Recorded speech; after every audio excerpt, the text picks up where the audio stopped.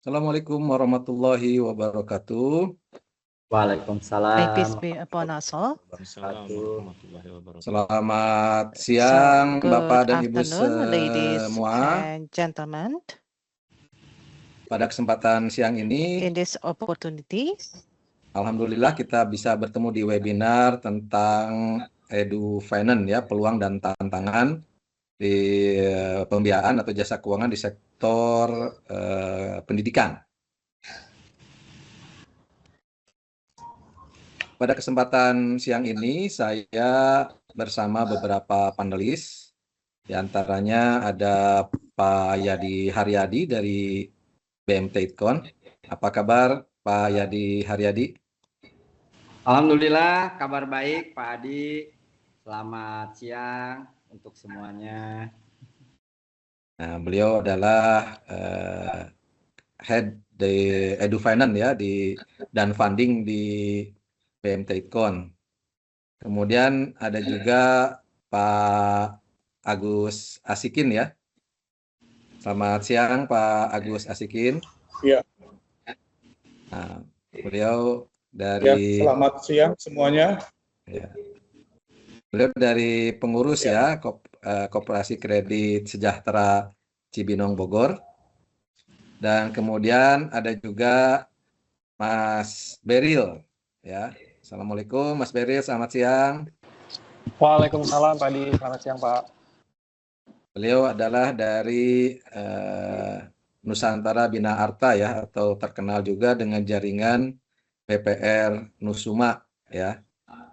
Alhamdulillah pada kesempatan siang ini kita juga ditemani dari Opportunity International EduFinance bersama Ibu Divya dan Ibu Omara. Silahkan mungkin Ibu Divya atau Ibu Omara mau memperkenalkan dirinya. Mangga. Silahkan. Sure, Divya, over to you.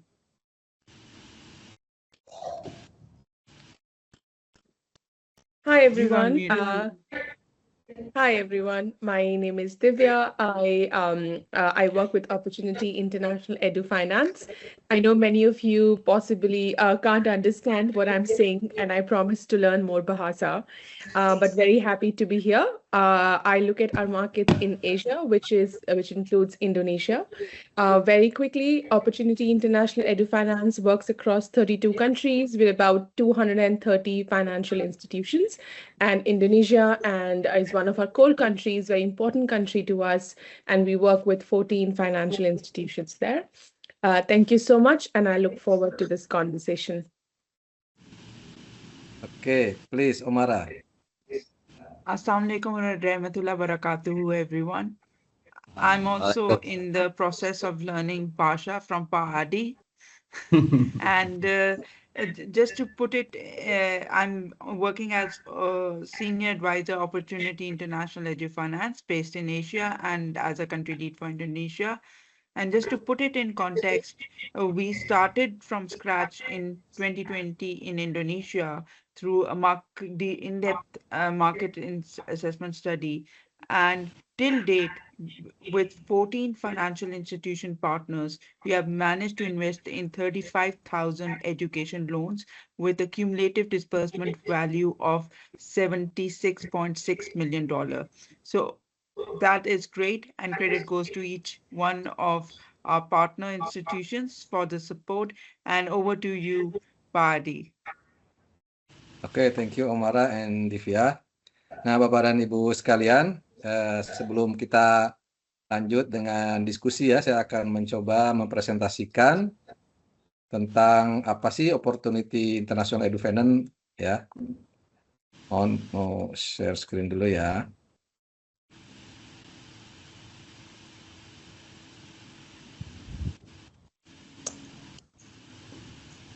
Ya, webinar kita kali ini berjudul temanya adalah pembiayaan pendidikan di Indonesia, peluang dan dampak bisnisnya. Nah, untuk tata tertibnya, pertama, harap matikan mikrofon Anda kecuali diundang untuk berbicara. Kemudian gunakan chat box untuk pertanyaan dan komentar selama sesi. Kemudian sesi sedang direkam untuk tujuan pembelajaran. Juga harap dipastikan koneksi internet yang stabil untuk kelancaran partisipasi. Dukungan teknis tersedia, harap beritahu kami melalui chat box jika diperlukan. Kami mendorong partisipasi aktif selama diskusi dan tanya jawab. Nah, ini tentang opportunity edu finance model ya, teman-teman. Jadi opportunity edu finance ini ada dua misi ya. Pertama, meningkatkan akses ke pendidikan, yang kedua meningkatkan kualitas pendidikan. Nah, programnya adalah pertama fasilitas bantuan teknis edu finance atau edu finance technical assistance facility, dan yang kedua modal investasi ya.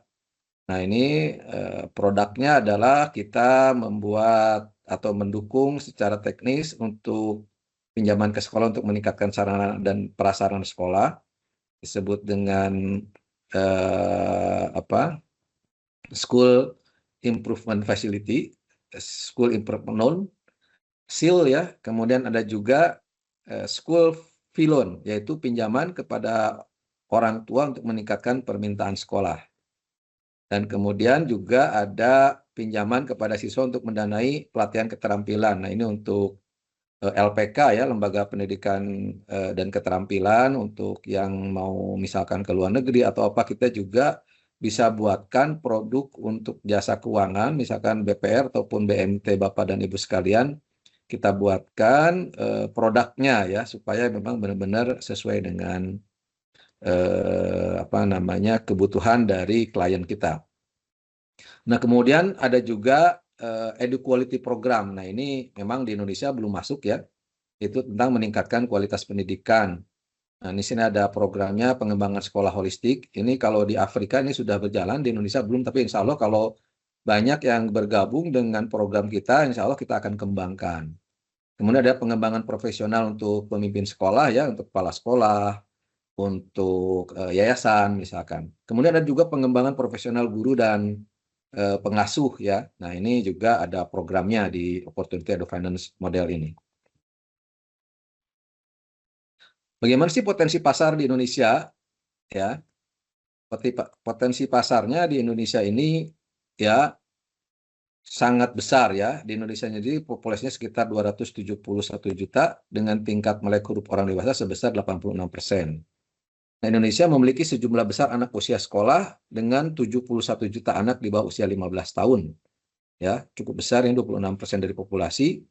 Kemudian pangsa pasar sekolah swasta di ibu kota sebesar 57% dari semua sekolah K-12. Nah, K-12 itu maksudnya pendidikan SD, SMP, SMA ya, Bapak dan Ibu ya. Jadi sebut, kalau di luar negeri sebutnya K-12 ya, di Indonesia mungkin kurang populer, tapi lebih kurang seperti itu. Jadi K-12 itu dari pendidikan dasar dan menengah lah, gitu ya. Kalau di kita mungkin Dikdasmen ya, pendidikan dasar dan menengah.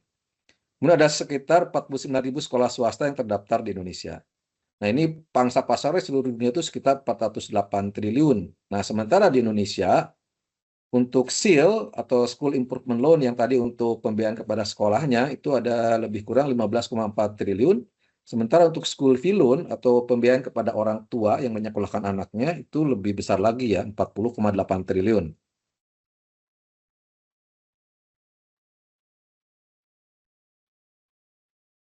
Nah, mengapa pendidikan keuangan ini sangat penting ya? Ada 108.000 sekolah swasta di Indonesia. Kemudian 56% di tingkat menengah pertama dan 67% di tingkat menengah atas adalah swasta. Nah, ini juga ya bagaimana walaupun punya arus kas reguler, nah sekolah tersebut jarang sesuai dengan struktur biaya. Nah, jadi ini potensi besar. Nah, sementara sekolah juga berjuang untuk mengakses keuangannya karena kurangnya riwayat kredit ya, kredit historinya, ketergantungan pada pembukuan manual dan kewaspadaan bank, sehingga kesadaran berkelanjutan perlu diciptakan. Itu. Nah, apa sih bantuan teknis yang bisa disupport dari Edu Finance tadi ya? Opportunity International Edu Finance.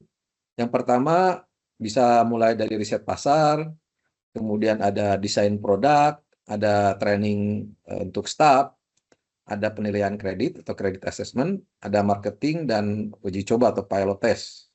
Nah, ini data yang sampai saat ini ada 30 riset yang sudah dilakukan, ada 80 produk yang dikembangkan, ada 2.000 orang staf yang terlatih, kemudian ada 50 pendekatan untuk penilaian kredit, dan ada 10 kemitraan untuk pemasaran, dan ada 50 peluncuran produk EduFinance.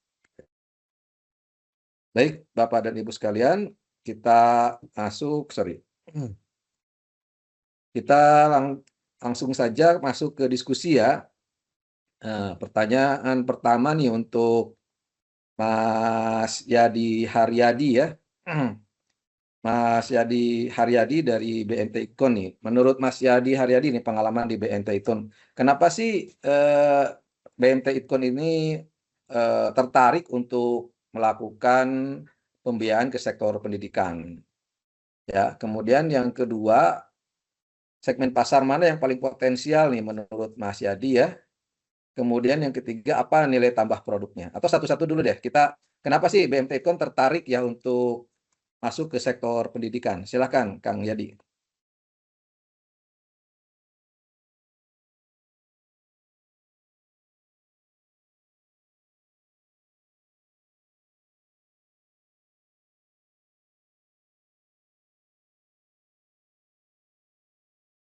Halo? Ada gangguan koneksi kayaknya, Pak. Oke.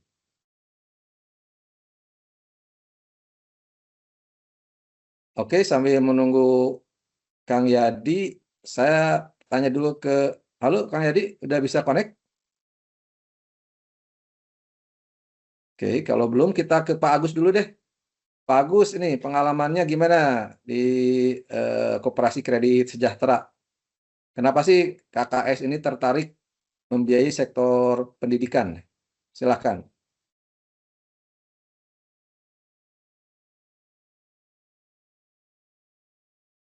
Masih di mute, Pak Agus.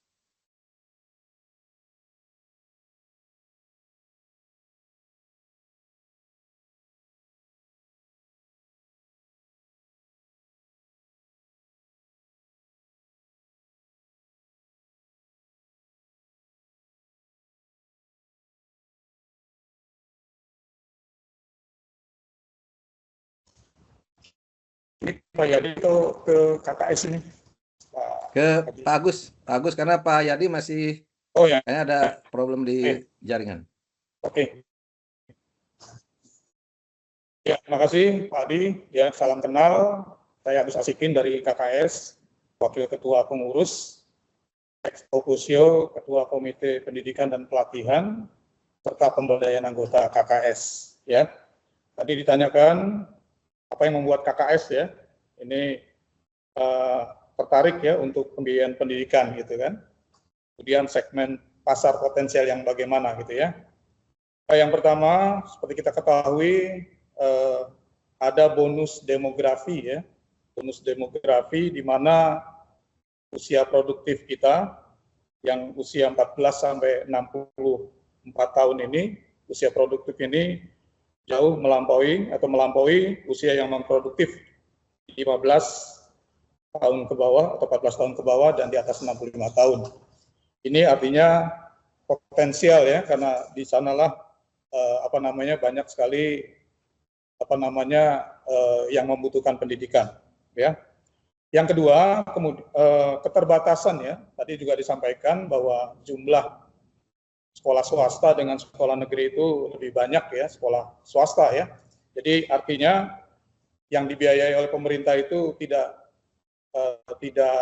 banyak ya keseluruhan gitu ya, tidak mayoritas, sehingga ini perlu ada dukungan dari faktor swasta dan juga pembiayaan ya, karena sekolah swasta ini kan perlu biaya tambahan lebih daripada mereka yang bersekolah di sekolah negeri. Ya, kemudian juga pembiayaan yang tadi saya katakan ya, di antara sekolah negeri dan swasta juga sangat berbeda, apalagi sekolah-sekolah swasta yang favorit, sehingga orang tua yang ingin menyekolahkan putra-putrinya gitu kan, ini harus mengeluarkan biaya lebih ekstra, lebih besar. Dan sekarang ini pendidikan sudah dianggap investasi, ya. Jadi bukan hanya sekedar pengeluaran saja, tapi juga dianggap sebagai investasi di masa yang akan datang. Paradigma adalah merubah mindset mereka, perilaku mereka, dan inilah salah satu upaya untuk pengentasan kemiskinan melalui pendidikan. Kemudian sektor potensial, ya, segmen potensial, ya, pasar potensialnya. Yang pertama kita ketahui ada pendidikan formal dan non formal. Jadi formal itu dari mulai jenjang pendidikan dasar, ya, sampai dengan pendidikan menengah, ya, dan juga ada pendidikan tingginya, ya, mulai dari tingkat TK, SD, SMP, SMA sederajat lah, ya. Nah, kemudian juga kita kenal ada pendidikan non formal, ya. Jadi sektornya pendidikan non formal seperti pusat kegiatan belajar masyarakat atau PKBM, atau tadi juga disebut oleh Pak Adi, kursus atau kursus keterampilan atau bootcamp, ya, pelatihan-pelatihan dan lain-lain, ya. Nah, selain itu juga segmennya selain pendidikan formal dan non formal adalah guru dan tenaga kependidikan. Jadi segmennya adalah guru dan tenaga kependidikan, ya. Nah, di KKS sendiri kita punya program namanya KKS Goes to School, gitu ya. Jadi KKS Goes to School dulu memang orientasinya awalnya kita approach atau pendekatan ke siswa-siswa untuk nabung, gitu ya. Tapi dengan pembiayaan pendidikan ini, maka kita rubah paradigmanya sedikit, ya. Jadi yang kita sasar adalah guru dan tenaga kependidikan di sekolah-sekolah tersebut, gitu ya. Jadi kita ada program KKS Goes to School dan juga program kemitraan, ya. Kemudian selain daripada guru dan tenaga kependidikan, segmennya yaitu orang tua siswa, ya, orang tua siswa. Jadi di KKS kita punya program namanya pinjaman pendidikan. Jadi khusus pinjaman pendidikan. Itu Pak Adi. Jadi poin-poinnya segmen pasar potensialnya pendidikan formal dan non formal, kemudian juga guru dan tenaga kependidikan, dan juga orang tua pada siswa. Itu. Oke, luar biasa Pak Agus. Terima kasih banyak, ya, informasinya nih, luar biasa. Pak Yadi, apakah sudah on lagi? Sudah, Pak. Ya, silakan Pak Yadi, ya. Jadi yang pertama tadi kenapa sih BMT ITKON kok masuk ke sektor pendidikan? Ya. Nah, yang kedua juga segmen pasar mana yang paling potensial selama ini yang di BMT ITKON. Gitu. Silakan Kang Yadi. Oke, terima kasih Pak Adi. Tadi mohon maaf ada sedikit gangguan. Pertama, kemarin belum siap dia di grup. Pertama di BMT ITKON ini mulai program ini di pertengahan awal 2023 lah program ini. Nah, kenapa memilih program ini? Pertama, setelah kami sebelumnya juga ada riset-riset bahwa pendidikan ini salah satu sektor yang tidak ada matinya lah kurang lebih. Yang kedua juga masuk sektor prioritas nasional. Dari dulu sesuatu yang diprioritaskan oleh pemerintah begitu ya. Sehingga bahwa kita masuk ke sektor inilah begitu. Nah, kemudian apa segmen yang kita tuju lah begitu ya. Atau mungkin saya cerita dulu mulainya dari mana dulu begitu ya. Setelah kita riset tadi itu kita create produknya begitu ya. Create produk, kita ada 2 produk yang awalnya untuk di program ini. Yang pertama ada program pembiayaan bakti maslahah pola 3, salah satunya untuk pendidikan. Dan kedua ada pembiayaan bakti maslahah sertifikasi guru begitu. Nah, segmen yang dituju tentunya jadi ada 2, yaitu pertama adalah school fee loan. Jadi kemudahan orang tua siswa untuk mengakses pembiayaan untuk keperluan sekolah begitu. Biasanya kalau masuk sekolah swasta kan ada DSP-nya begitu. Nah, itu kita bisa pembiayaankan untuk orang tua. Yang kedua tentunya adalah teacher loan, itu untuk guru, begitu ya. Sehingga ini kita running setelah tadi riset pasar, kemudian create produknya, kemudian kita rilis ke anggota kita, yaitu di guru-guru. Kita untuk enablernya ada program, kalau tadi di KKS ada KKS Goes to School, kita BMT Itkon Sahabat Guru, Pak Adi namanya. Nah bahkan ya kami bahkan banyak spanduk-spanduk BMT Itkon Sahabat Guru. Bahkan kami memasang pin, Pak Adi, para account officer yang akan visit ke sekolah-sekolah itu memakai pin Sahabat Guru. Keuntungannya apa, Pak Adi? Jadi ketika masuk ke sekolah itu relatif tidak ada penolakan, karena yang namanya sahabat pasti diterima, Pak Adi, begitu ya. Itu salah satu strategi atau taktik dari kita untuk memasuki segmen sekolah. Nah, alhamdulillah banyak MOU dari sekolah-sekolah, Pak Adi, sehingga banyak pembiayaan berlanjut, begitu ya. Dan alhamdulillah sampai saat ini NPF-nya 0%, Pak Adi, untuk di segmen ini, begitu. Itu ya, luar biasa juga ya. Alhamdulillah. Nah, kemudian juga Pak Adi ingin, dan Bapak Ibu sekalian ingin saya sampaikan, akhirnya juga tadi kita akhirnya juga bisa funding dari sana. Jadi kami menyebutnya double shoot lah, begitu ya. Fundingnya dapat, pembiayaannya juga dapat. Biasanya kalau funding tuh ada simpanan, di kami itu namanya simpanan peserta didik. Jadi murid-murid nyimpennya di kami, kemudian sistemnya jemput bola. Nah, ini bagian dari keunggulan kami, dan alhamdulillah itu jadi sesuatu yang jadi keunggulan lah buat kami, Pak Adi, dan bisnisnya sampai sekarang masih berlanjut. Bahkan kalau dibilang kalau secara bisnis, volume bisnisnya meningkat lah, Pak Adi. Begitu. Baik, terima kasih. Ya. Demikian untuk sementara ya, nanti mungkin kalau ada yang ditanyakan boleh, termasuk enabler lain, Pak Adi. Sementara itu dulu, Pak Adi. Oke, makasih Pak Yadi dari BMT Itkon.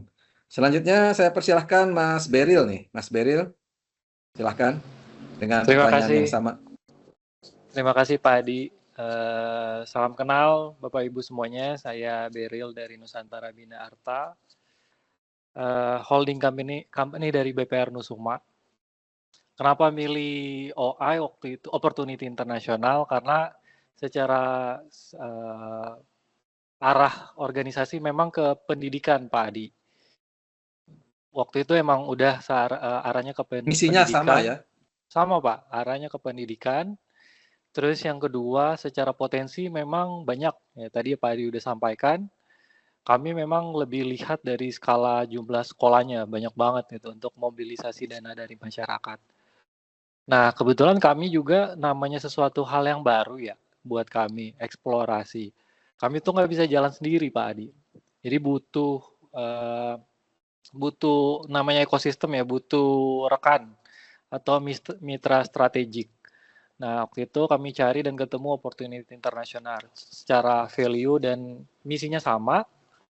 Akhirnya jalan bareng-bareng kita buat produk, dan juga Opportunity International memberikan technical assistance kepada SDM kami gimana cara masuk ke marketnya.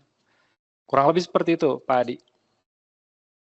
Oke, luar biasa ya. Kalau saya dengar juga Pak Beril ini portofolio sektor pendidikannya mayoritas sekarang ya, Mas Beril ya? Mayoritas, Pak. Di BPM sama Pak. 90%, Pak Adi. Masya Allah. Dan 90%. secara risiko bagus ya Pak ya? Kita untuk di produk tersebut non-performing loan-nya itu di bawah 2%. Oke, luar biasa ini. Kalau BPR segitu udah anak soleh itu Pak. Doanya kenceng Pak Adi. Iya, iya.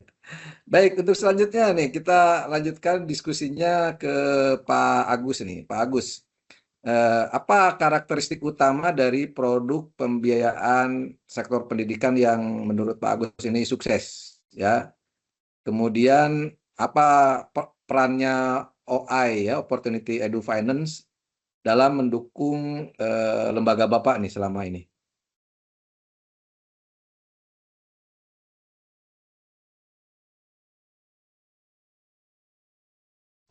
Ya, terima kasih. Tadi berkaitan dengan karakteristik ya keberhasilan daripada suatu produk itu berhasil, ya di KKS ini ukurannya dulu ya. Di KKS kita punya durasi atau waktu pengembalian yang lebih panjang, gitu ya. Tenornya panjang, gitu ya.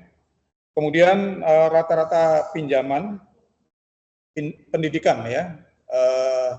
Baik itu melalui kemitraan, jadi kalau kemitraan itu nanti kaitkan dengan kerjasama antara KKS lembaga dengan lembaga atau satuan pendidikan gitu ya.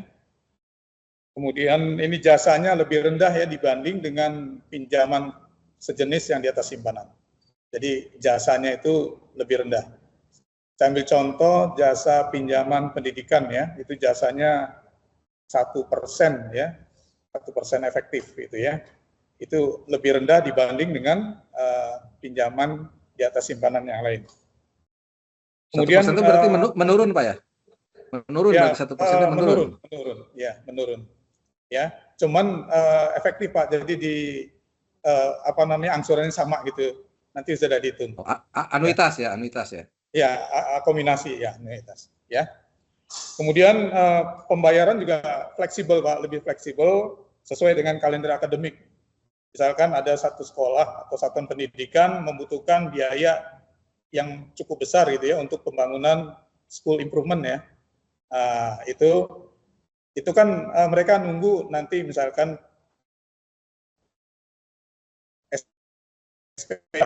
SPMB atau mungkin dana BOS yang akan cair gitu. Nah, itu kan ada durasi waktu yang tertentu. Jadi bisa disesuaikan pengembaliannya itu pada waktu yang tertentu. Jadi dengan cara ini yang sifatnya kemitraan, ya. Tapi kalau yang sifatnya pinjaman pendidikan biasa, ya sudah ditentukan waktunya, gitu ya. Kemudian kita juga memberikan financial support, Pak. Jadi KKS ini tidak lepas dari pendidikan, pelatihan, ya. Jadi kita mengadakan kegiatan pelatihan seperti manajemen keuangan keluarga, ya, bagaimana membuat rencana anggaran belanja bulanan atau tahunan ya daripada individu gitu ya, keluarga lah bahasanya gitu. Kemudian kita juga ada namanya Putra, pinjam untuk sejahtera. Jadi bagaimana cara menghitung jasa pinjaman gitu dan seterusnya itu ya. Dan manajemen koperasi ya, pendidikan dasar manajemen koperasi. Artinya financial support itu bantuan yang kita berikan bukan berupa uang tapi pelatihan dan pendidikan yang ini terbuka untuk anggota bila mana mereka membutuhkan. Dan kita punya kerjasama yang baik ya dengan satuan-satuan pendidikan. Seperti tadi nih Pak Yadi kan ada sahabat ITKON kan yang masuk ke sekolah gitu ya. Namanya sahabat kan diterima. Nah itulah Pak. Sahabat guru Pak, sahabat guru. Oh sahabat guru ya, oke ya. Sahabat guru ya. Nah, seperti tadi ya. Jadi kita juga masuk ke satuan-satuan pendidikan. Dan memang ini kita gencarkan 2 tahun belakangan ini Pak. Jadi kita masuk ke satuan-satuan pendidikan untuk pendekatan-pendekatan, buka kerjasama yang saling menguntungkan, ya win-win lah gitu ya. Sehingga nanti ya mereka akan mendapatkan manfaatnya. Dan juga karakteristiknya berikutnya bahwa pendidikan ini kan jelas. Misalkan ada orang tua pengen mengajukan pinjaman pendidikan. Nanti disyaratkan oleh KKS, coba mana tagihan daripada sekolah tersebut, untuk apa, gitu ya. Misalkan bayar kuliah, berapa tagihannya. Nah, seperti itu, udah jelas, itu kaitan dengan tujuan, gitu ya, seperti tadi. Ya. Kemudian kalau ditanya kaitan dengan OI ya, Opportunity Edu Finance tadi, ya, bahwa ya kami ini sangat bergembira ya, sangat terbantu ya dengan kehadiran OI ya sebagai penyelenggara pelatihan-pelatihan kepada lembaga keuangan ya, KKS ya. Dan saya juga mendengar atau membaca historinya bahwa Bu Omara dan Bu Divda ya sudah pernah ke KKS ya termasuk memberikan coaching gitu ya kepada tim manajemen kami, sehingga untuk tadi seperti yang Pak Yudi katakan, kita membuat riset pasar, kemudian membuat desain produk apa gitu ya, dan manajemen resiko dan seterusnya dan seterusnya. Intinya OI ini adalah sebagai penyelenggara pelatihan pada lembaga keuangan ya, agar lembaga keuangan tersebut tadi ya bisa membuka peluang, membaca peluang gitu ya, membuat riset pasar, membuat produk-produk pinjaman, khususnya produk-produk pinjaman pendidikan dengan resiko yang bisa terkendali lah gitu ya. Itu saja, masih. Terima kasih Pak Agus Asikin dari Koperasi Kredit Sejahtera.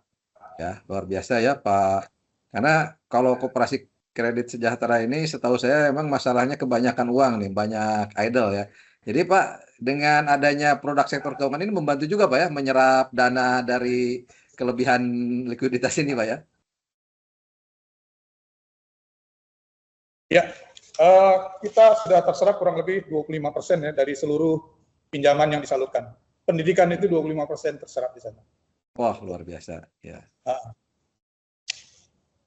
Oke, selanjutnya silakan Pak Yadi, pertanyaan yang sama ya.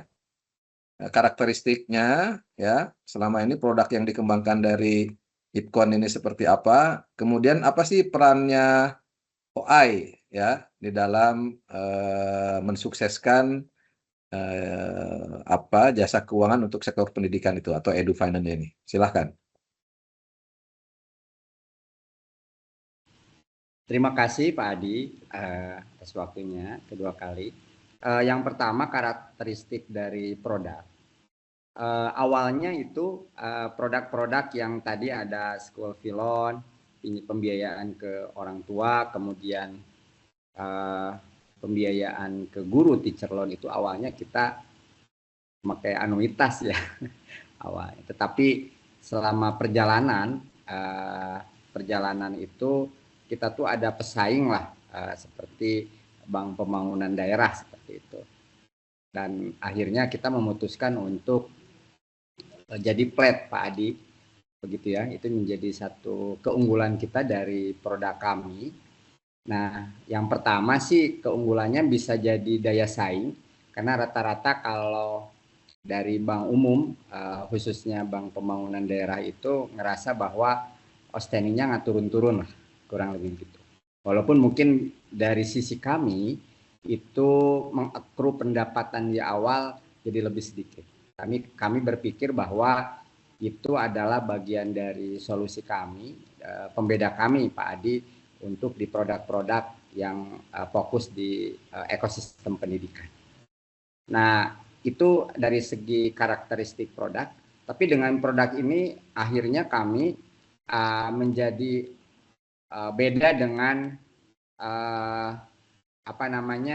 dengan produk-produk lain di bank umum. Tentunya ini juga banyak belajar dari teman-teman yang lain lah gitu ya. Salah satunya dari Mas Beril juga begitu ya. Terima kasih Mas Beril. Kita pernah belajar juga jadi beliau, karena tentunya Studi banding juga Pak ya? Studi banding Pak. Setelah kami belajar apa namanya ya dari teman-teman di OI, kemudian juga kan ketika create produk, salah satunya adalah belajar lah kepada teman-teman kami yang sudah lama eksis di dunia itu, baik dari segi resiko, peluang, dan ya tadi karakteristik produk. Dan udah diikuti Mas Beril nasihat-nasihatnya. Terus yang kedua adalah peran OI. Awalnya kami memang dikenalkan dengan OI, dan kami ngelihat juga pertama personal-personal yang awalnya diingetin tuh, saya sempat browsing juga dulu Pak Adi. Wah, keren-keren juga nih background orangnya gitu ya. People-nya ada yang alumni apa itu, New South Wales, kemudian kayak Mbak Vidya itu dari London School of Economics gitu ya. Kemudian Mbak Omara juga pernah di Harvard gitu ya. Dan bagi kami ini kan jadi apa ya, nilai tambah lah, bahwa ilmu ini harus terus meningkat. Saya juga sering dengar bahwa di kami bahwa pesan-pesan pengurus kalau mau bekerja sama itu harus dengan yang lebih tinggi lah begitu ya, sehingga nanti ke bawah begitu ya, baik dari nanti untuk scale up people-nya ataupun scale up dari organisasi gitu ya. Jadi OI ini setelah saya lihat keren begitu ya. Jadi dan punya internal exposure yang bagus lah Pak Adi.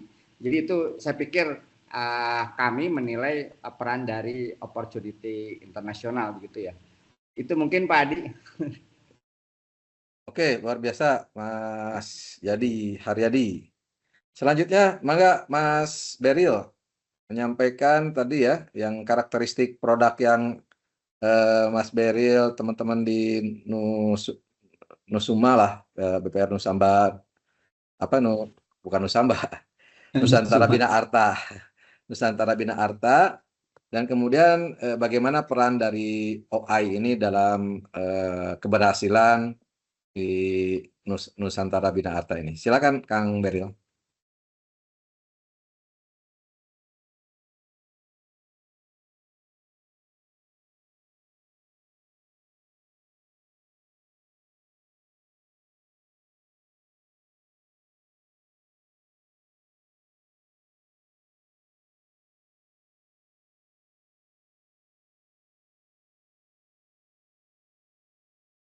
Mas Beril, apakah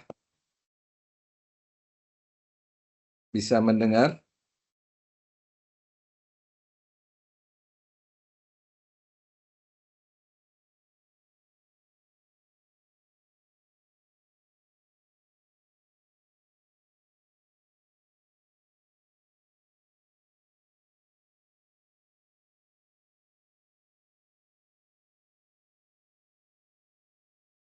Atau kalau nggak Mas Beril, yang dari Nusuma ada lagi nggak?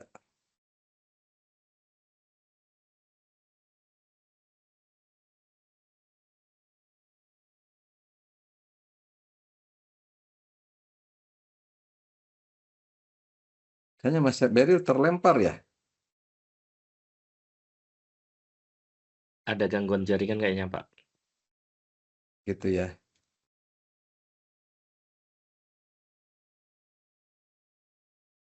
Oke ya. Nah, halo? Silakan, Pak. Silakan, aman Pak. Mas Beril udah connect lagi? Belum kayaknya, Pak. Nanti bisa di ini aja, next saja, Pak. Oke ya. Kita sambil menunggu Mas Beril, barangkali sebelum kita lanjut diskusi dengan para panelis ini, mungkin ada pertanyaan dulu dari para peserta webinar ini mungkin.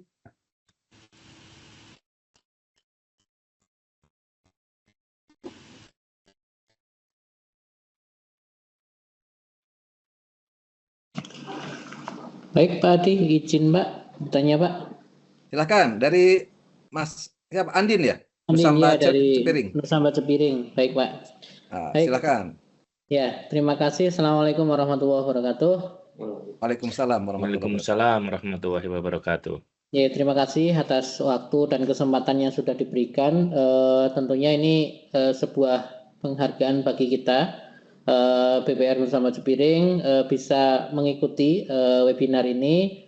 Tentunya kita kan di dunia pendidikan ini kan tadi banyak yang sudah disampaikan, itu banyak yang sudah berkecimpung di dunia pendidikan berkaitan dengan pembiayaannya, berkaitan dengan bagaimana untuk pendanaan dan lain sebagainya. Nah, sedikit bercerita, di Nusamba Cepiring memang saat ini kita sedang terkait dengan dunia pendidikan ini sedang kita fokuskan terkait dengan baik itu pembiayaan ke guru, ke sekolah maupun dari pendanaan dari penghimpunan dana dari sekolah-sekolah, baik itu dari siswanya maupun dari gurunya. Nah, opportunity ini yang mau saya tanyakan terkait dengan dukungan dari opportunity ini kan terkait tadi itu riset pasar ya.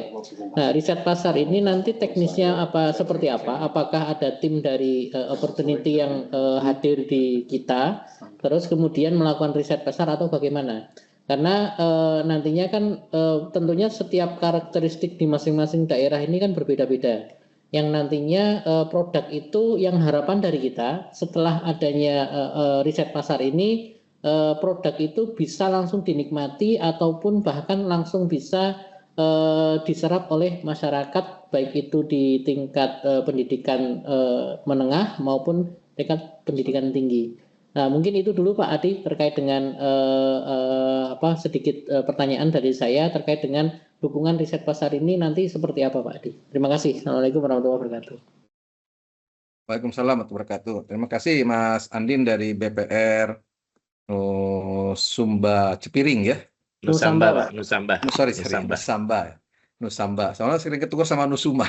Nusamba ya nih, Nusamba Cepiring.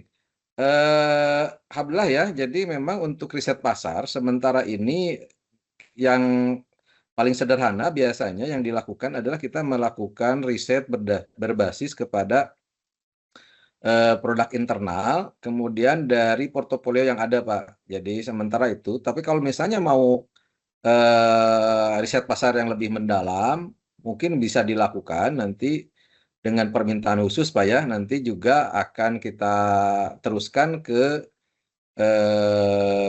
ke OI internasional ya. Jadi untuk sementara biasanya sesuai dengan form yang disampaikan ke kami, ke konsultan kita di Imani, itu kita akan lakukan riset berbasis dari data internal dan data yang diberikan kepada kami terkait dengan portofolio ya. Yang sudah ada dan produk yang sudah ada. Nah, nanti mungkin kita akan melakukan pengembangan produk itu berbasis data-data tersebut gitu. Sama juga dengan data-data dari lembaga-lembaga keuangan terutama di Indonesia ya yang sudah bekerja dengan kami Pak Andin ya. Jadi sementara yang bisa dilakukan riset pasar yang sudah berjalan selama ini seperti itu. Kaitannya nanti untuk misalkan perlu ada riset yang lebih mendalam, itu bisa diajukan Pak nanti ke kami, misalkan pengen memasuki misalkan segmen pasar yang baru Pak ya, misalkan untuk pesantren apakah ada produk khusus, nah, itu mungkin nanti bisa diajukan. Terima kasih Mas Andin ya. Siap, terima kasih Pak Adi. Ya, terima kasih. Ada lagi yang lain? Mas Beril sudah bergabung Pak. Oh Mas Beril. Halo Mas Beril. Halo Pak Adi, maaf tadi ada technical issue Pak. Oke. Ya itu ya Mas Beril, kita lanjutkan pertanyaan sama dengan panelis yang lain terkait dengan karakteristik produk yang Mas Beril dari BPR Nusuma ini kembangkan. Nah, istilahnya produk championnya apa gitu ya. Kemudian karakteristiknya seperti apa dan apa perannya Opportunity International Edu Finance ini di dalam mensupport itu. Silakan Mas Beril. Oke, terima kasih Pak Adi. Untuk di Nusuma sendiri, championnya tabungan Pak, di sekolah-sekolah Pak, itu cukup besar ya, karena jumlah sekolah juga ada banyak, kita menargetkan setiap sekolah juga nggak begitu banyak, jadi quantity Pak kita mainnya, sebanyak berdasarkan jumlah sekolah. Terus yang menjadi pembedanya kayaknya pelayanannya Pak. Soalnya kayak kalau lihat produk tabungan kayaknya itu aja. Dan waktu itu Opportunity International itu memberikan technical assistant untuk marketing. Kami bagaimana masuk ke pasarnya. Nah, seperti itu. Nah, dari sisi kredit waktu itu kita explore di school fee loan, dan support yang dilakukan Opportunity International itu riset Pak, cukup mendalam ya waktu itu risetnya, karena banyak sekali insight yang kami temukan sehingga bisa kita tindak lanjuti. Nah, kalau untuk di kredit sendiri juga di guru Pak yang menjadi produk championnya, mungkin seperti itu Pak Adi. Ya, boleh mungkin dieksplor lebih dalam nih produk guru yang ada di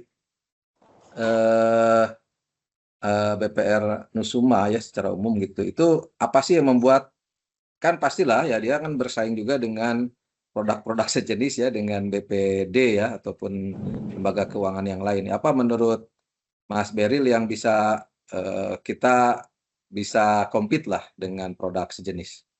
Pembedanya apa ya, Pak? Ini kalau yang kami alami di lapangan ya, Pak. Pembedanya mungkin karena kami memulai lebih awal, Pak. Pada saat itu kerjasama dengan Opportunity International, kalau tidak salah itu 2020 ya. Koreksi kalau saya salah ya, Pak Mara. 2020, jadi kami mulai punya keunggulan tuh memulai lebih awal, Pak. Jadi banyak yang udah mengenal di awal. Yang kedua itu tentang pelayanannya, Pak. Sementara kalau misalnya suku bunga, saya rasa banyak yang lebih murah, Pak.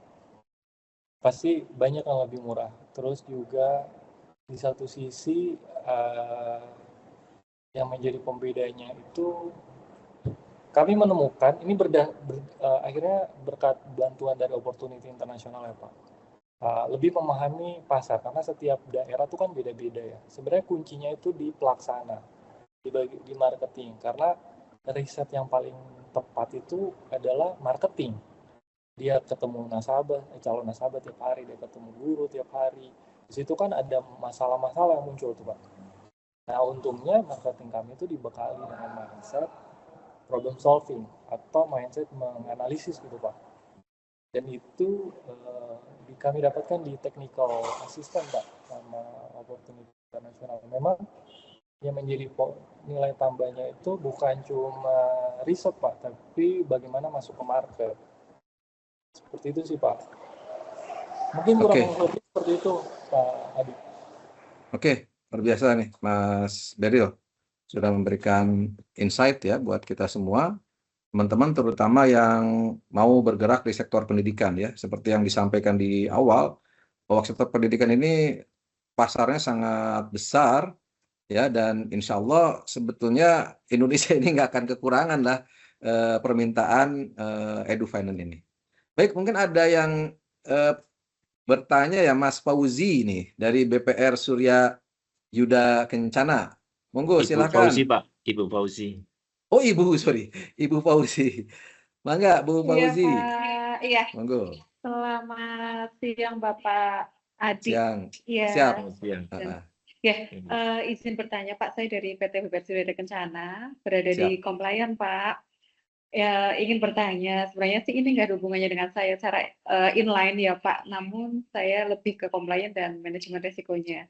Yang pertama, sebenarnya apa sih bedanya antara kalau saya bilang produk ya Pak ya, dari Opportunity International dengan yang kami kelola sendiri begitu. Karena saya juga sepertinya baru kali ini gabung terkait dengan peluang ini. Sebenarnya ada beberapa waktu lalu tapi saya nggak sempat gabung gitu.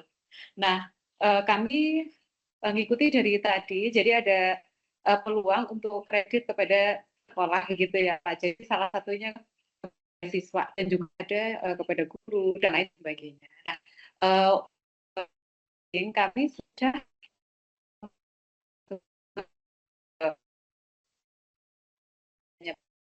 kemudian yang kedua untuk kredit kepada prosedur mungkin sudah komplit ya Pak dan rapat sekali pastinya. Nah, sebagai mitigasi risiko apa gitu Pak? Karena kan siswa ini terbatas ya, paling kan 3 tahun sudah selesai begitu. Nah ini upaya-upaya untuk meminimalisir risiko NPL itu seperti apa? Kemudian yang ketiga, tadi saya juga sempat summary ya Pak, jadi kalau untuk ikut riset, misalkan ya riset, minta tolong dirisetkan gitu, harus daftar gitu ya Pak ya. Nah nanti syaratnya seperti apa syarat-syaratnya untuk mengikuti program ini. Demikian Pak Adi, terima kasih. Terima kasih Bu Fauzi ya, yang luar biasa nih sudah memberikan langsung 3 pertanyaan. Ya, mungkin bisa share pengalaman ya. Mungkin jangan saya yang jawab, tapi mungkin dari teman-teman para panelis nih. Mungkin pengalaman selama ini kerjasama dengan OA ya, apa sih bedanya produk yang ada saat ini kan pastilah ada produk-produk teman-teman kredit, simpanan gitu ya dan lain-lain. Nah ini untuk khusus yang EduFinance dengan ini apa sih yang membedakan gitu ya? Apa spesifik? Yang kedua terkait dengan resiko nih, bagaimana mengelola resikonya gitu ya. Dan yang ketiga apa Bu tadi lupa saya soalnya ada putus-putus tadi itu. Ya, untuk mengikuti program ini syaratnya apa saja gitu, Pak? Oke, syaratnya ya kalau untuk saya jawab langsung ya Bu ya. Nanti kalau untuk syarat-syaratnya nanti Ibu atau siapapun teman-teman di sini yang sekarang sedang ikut webinar ini silakan menghubungi kalau mungkin Bu Fauzi melalui Pak Mirwan ya. Nanti ada semacam form aplikasinya Bu. Form aplikasinya yang nanti Ibu harus isi ya. Nanti dikirimkan ke Mas Mirwan. Udah kenal kan sama Mas Mirwan ya, Bu Fauzi ya? Sudah Pak, sudah. Oke. Ini juga yang menginformasikan beliau ada webinar hari ini. Siap. Yeah. Oke, kita lanjut ke pertanyaan tadi. Silahkan mungkin dari siapa nih yang mau memberikan komen? Apakah Kang Yadi atau Pak Agus? Kang Yadi dulu deh, Kang Yadi, silakan. Tentang manajemen risiko, kemudian yang kedua apa yang membedakan nih dengan produk sejenis? Kan dulu juga ada sebetulnya produk untuk ke sekolah gitu ya. Silakan Mas Yadi. Ya, pertama yang tadi pembeda ya, khususnya kami di Koperasi Syariah BMT Ifkon ini, yang pertama adalah keinginan kami bahwa mempunyai kerjasama yang mempunyai internal exposure lah, kurang lebih begitu. Karena kami itu berhubungan dengan dunia pendidikan, maka kami perlu mempunyai kerjasama yang pertama orang-orangnya juga cukup mumpuni di bidang pendidikan. Tadi saya bilang terus terang aja, sempat saya search tuh Pak Adi orang-orangnya. Tadi memang alumninya keren-keren tuh. Ada yang dari Harvard, ada yang dari London School of Economics gitu ya, ada dari New South Wales di Australia gitu. Jadi oh ya, yang pertama itu awalnya. Terus yang kemudian kedua, saya lihat juga ini cukup inklusif. Karena program ini kalau saya lihat cukup berhasil diaplikasikan di beberapa negara begitu ya, dengan kultur yang cukup berbeda. Kalau saya lihat di Pakistan, kemudian negara-negara di Afrika begitu ya. Bahkan pengurus di kami itu pernah ikut seminar EduFinance di Tanzania gitu ya. Mas Beril juga kalau nggak salah pernah ikut ya, Mas Beril ya? Betul. Mas Beril mah di Kenya ya? Oh di Kenya ya. Nah jadi hal-hal ini kan memberikan apa ya, sekaligus apa ya, exposure yang bagus begitu ya buat kami. Itu pertamanya. Nah yang kedua terkait kemudian setelah ketemu juga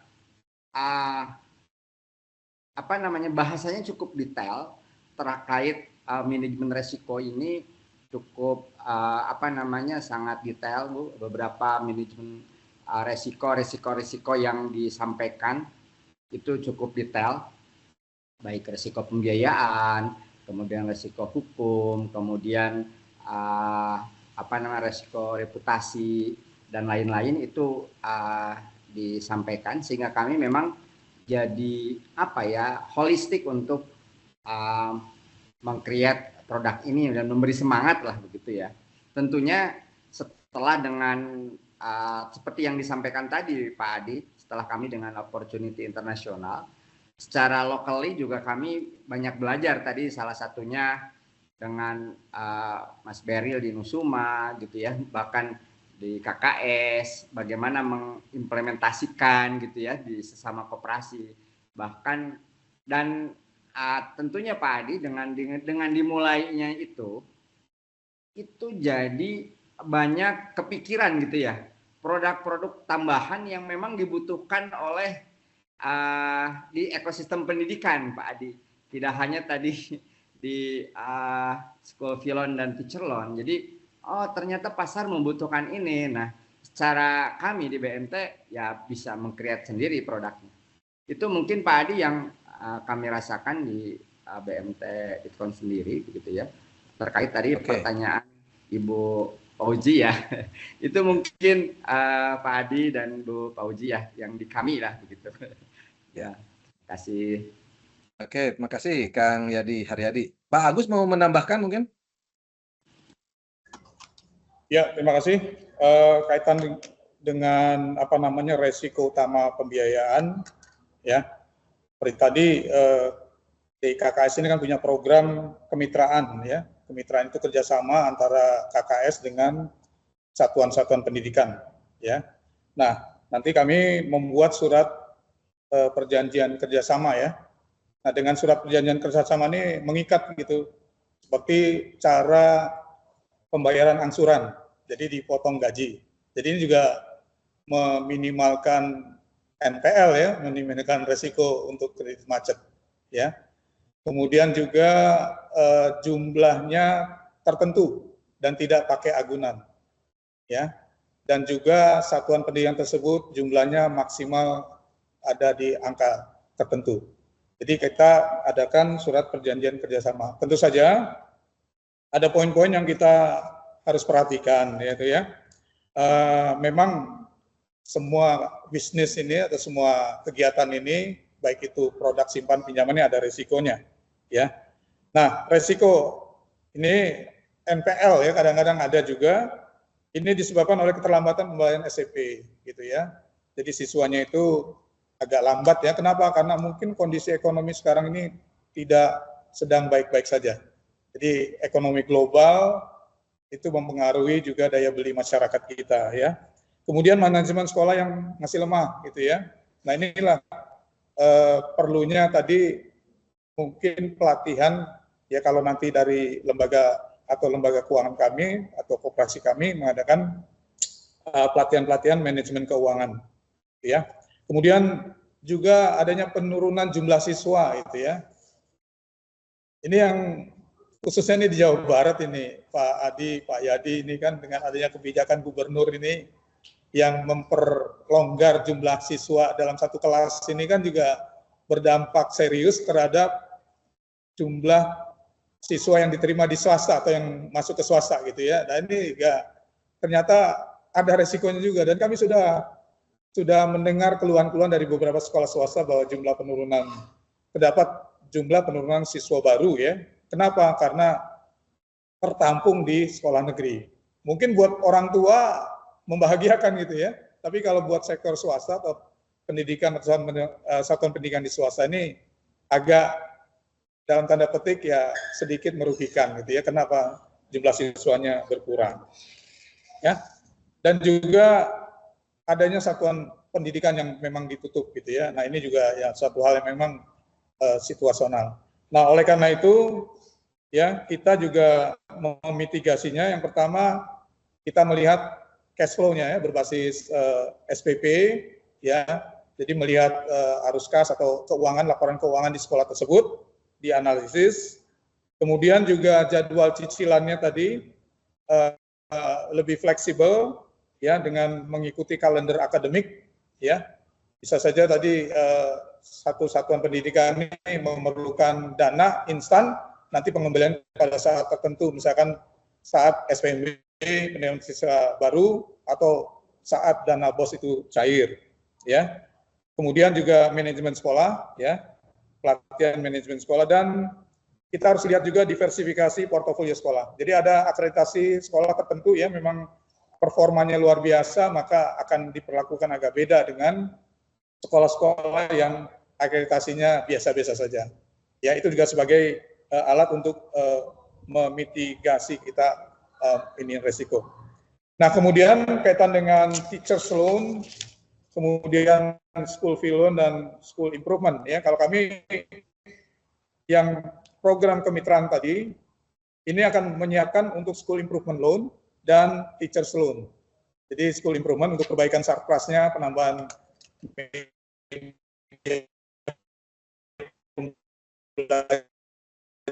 pelajaran dan itu salah satu gurunya.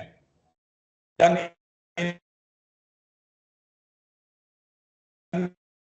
ini melalui program kemitraan lebih kelihatan gitu ya, karena sistemnya potong gaji ya.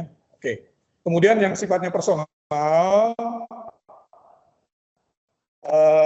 bagi orang tua ya, uang SPP anaknya atau membeli buku di tahun ajaran baru dan lain-lain, ini kita ada produk tadi namanya school fee loan gitu ya, school fee loan. Jadi sifatnya ini mereka harus datang sendiri ke KKS ya, ke kantor untuk melakukan pinjaman kaitan dengan school fee loan. Sedangkan school improvement loan, kemudian teachers loan kami perlakukan mereka itu di satuan pendidikannya masing-masing. Terima kasih. Terima kasih Pak Agus. Oke, terakhir nih Mas Beril. Ini pertanyaan kita semua juga nih, kan lumayan lah kecil aja itu resikonya di Mas Beril ya. Apa sih yang manajemen resiko dilakukan oleh BPR Nusuma ataupun Nusantara Bina Arta ini, sama apa yang membedakan produk sejenis ya, sama dengan produk yang sekarang dikembangkan melalui programnya EduFinance ini. Silakan Pak Mas Beril. Terima kasih Pak Adi. Saya mungkin masuk sedikit ke dalamnya. Saya luarnya dulu kali ya Pak. Soalnya biar nanti kalau pengen dalamnya tuh silakan join sama Opportunity Internasional gitu lah ya Pak. Biar ini. Cuma pada dasarnya gini Pak. Kami tuh frameworknya cuma analisis 6C Pak. Untuk memitigasi risikonya. Nah bedanya apa? Bedanya kami nggak begitu ketat Pak dalam analisis 6C. Kami mengedepankan fleksibilitas, tapi harus hati-hati. Jadi gas rem itu harus dimainin di kami, Pak. Dan itu harus dilakukan dengan disiplin. Gambarannya contohnya analisis 6C, let's say kita bilang karakter. Itu setiap petugas komite kredit itu harus ditulis. Bagusnya apa, lemahnya apa. Terus kalau ada lemahnya, solusinya apa? Gitu. Jadi fleksibilitas main di situ. Karena komite itu harus identifikasi yang mengajukan ya, harus mengidentifikasi secara mandiri, nanti pemutus verifikasi gitu Pak. Jadi fleksibel, nggak jauh-jauh dari 6C. Kalau mau penerapan lebih detail, ada Pak sebenarnya lebih teknisnya. Jadi saya anjurkan untuk technical assistant sama opportunity internasional Pak. Nah di situ kita sharing ilmu baiknya seperti apa. Karena kami juga dapatkan tuh banyak sekali manfaat dari technical assistant opportunity internasional. Terus tapi kami juga disiplin. Disiplinnya itu Pak, ketika NPL nge-hit di angka 2%, stop lending. Mau permintaan lagi banyak-banyaknya, kami stop lending. Nah, ada plusnya Pak, ada minusnya. Minusnya itu ya udah kami arahin ke yang pesaing gitu Pak. Minusnya kami kehilangan potensi gitu Pak. Plusnya orang-orang jadi kelangkaan. Jadi orang-orang tuh lagi butuh-butuhnya susah dapetinnya. Jadi itu ngebangun di branding di kami eksklusif Pak. Nggak semua orang bisa akses gitu karena pelayanannya kami itu nggak turun kualitasnya. Dan ketika udah kena di angka 2% NPL untuk produk kredit, mau besar pun, berapa banyak pun kami stop lending. Dan kami edukasi bahwa saat ini kami tidak melayani lagi. Nanti di bulan depan bisa jadi akan kami layani. Itu orang namanya supply and demand ya Pak, teori ekonomi dasar ya. Orang tuh jadi susah dapetinnya, tapi mereka tuh jadi ngelihat kita eksklusif. Seperti itu Pak, kurang lebih Pak Adi. Luar biasa ya, luar biasa nih Mas. Jadi nanti Bu Fauzi sama teman-teman yang lain, kita kelebihannya gabung dengan EduFinance ini, kita akan satu komunitas ya, satu komunitas dengan teman-teman, jadi kita bisa share ya, seperti ini ya. Kita senang sekali nih kalau makin banyak kan berarti makin kaya kita dengan pengalaman Bapak dan Ibu sekalian. Oke, selanjutnya tadi ada yang raise hand ya, Ibu Ambar ya, bertanya.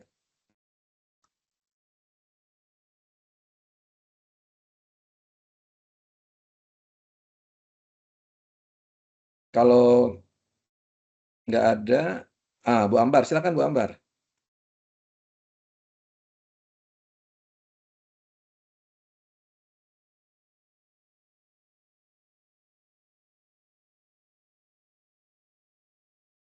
Di unmute boleh, Bu.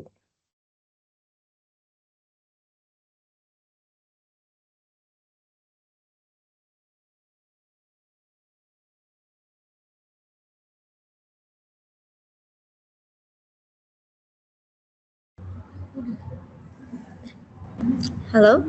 Silakan, sudah.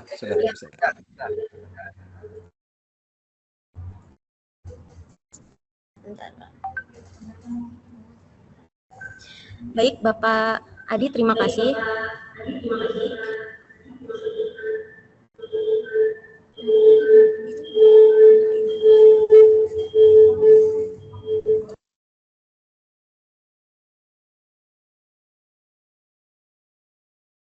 Ibu kayaknya pakai 2 gadget ya, tolong dimatikan satu mungkin Bu, ininya, mic-nya.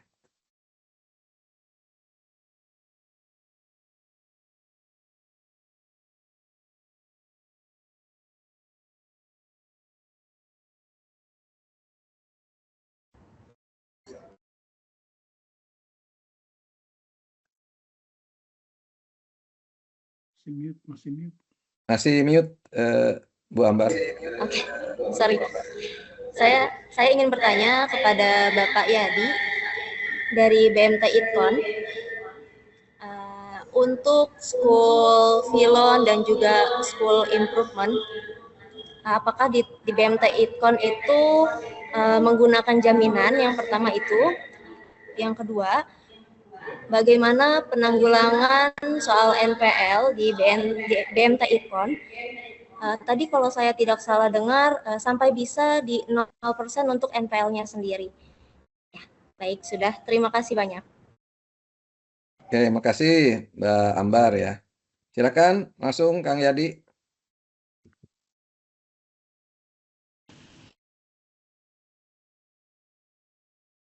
Oke, terima kasih Pak Adi dan Bu Ambar. Yang pertama tadi untuk karena kami masih Bu Amar lebih banyak di school Filon sama teacher loan begitu ya. Nah, pertama kalau yang teacher loan itu ada 2 jenis produk yang kami rilis sekarang, yaitu adalah pembiayaan sertifikasi guru. Ini tentunya tidak ada jaminan secara kolateral, secara aset, hanya berupa berkas dan dokumen gitu ya. Ada dokumen yang hanya kopi dan hanya ada dokumen asli. Itu yang pembiayaan sertifikasi guru, dan ini alhamdulillah 0%. Mungkin volume kami belum terlalu sebanyak di Mas Peril ya jumlahnya, tetapi alhamdulillah untuk pembiayaan sertifikasi guru ini alhamdulillah sampai saat ini masih 0, izin lapor juga Mas Peril. Ya, kemudian kalau tidak sertifikasi guru, yang teacher loan ini Bu Ambar, kami seperti yang disampaikan dengan tadi Pak Agus Asikin ya, itu diawali dengan MOU antara pimpinan instansi dengan pimpinan bendahara, dan itu sistemnya potong gaji. Tentunya manajemen resiko di awal tadi betul, termasuk di situ ada akreditasi, dan kami biasanya ada minimal jumlah guru, Bu Ambar. Kami tidak menerima sekolah yang di bawah 100 orang muridnya begitu ya. Jadi harus di atas 100 orang. Nah, ini sih alhamdulillah berhasil dengan sistem itu. Dengan yang teacher loan ini yang sistem potong gaji dan yang sertifikasi guru. Kalau sertifikasi guru kan secara karakteristik teknikalnya juga nanti bisa dibicarakan Pak. Cuman kalau di dinas maupun di Kemenag sekarang sistemnya Mas Daryl mungkin bisa nanti tukar informasi. Sekarang udah sama bulanan ya Mas Daryl, tidak 3 bulanan lagi ya untuk Sergur. Jadi di Jawa Barat itu udah bulanan baik Kemenag maupun dari dinas begitu ya. Jadi kami main di 2 situ, guru-guru di bawah Kemenag dan guru-guru di bawah dinas pendidikan lah, kurang lebih begitu.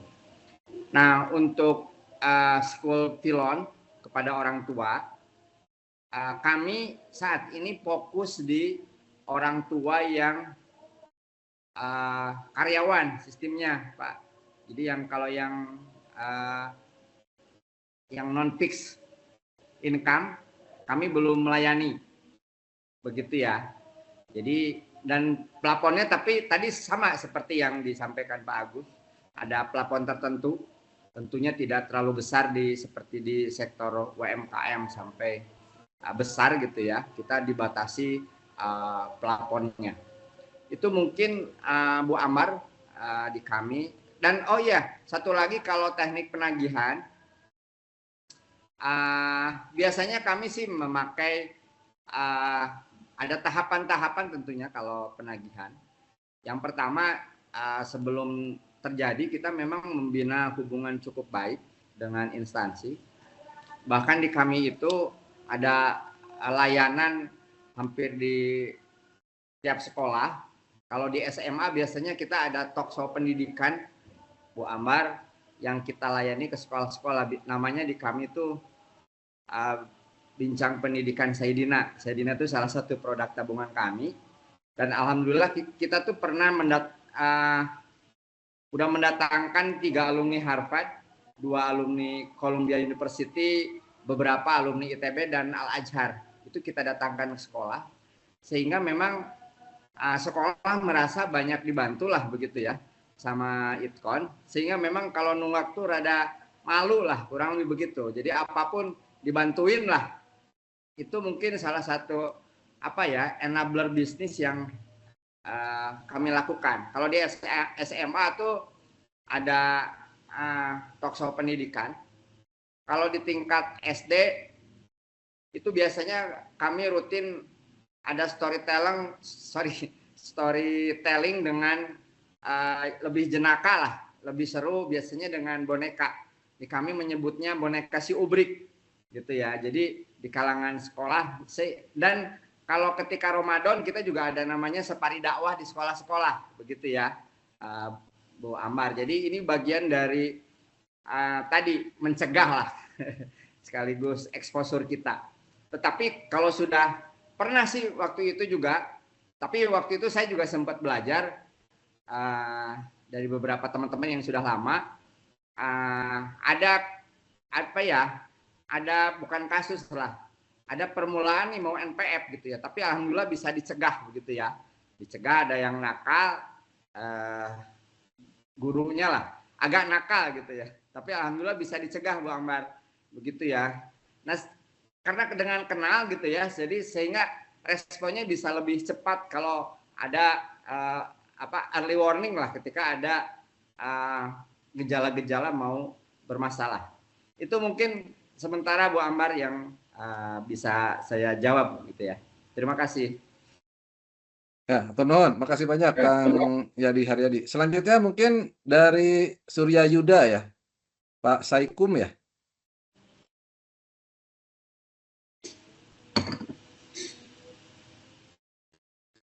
Halo.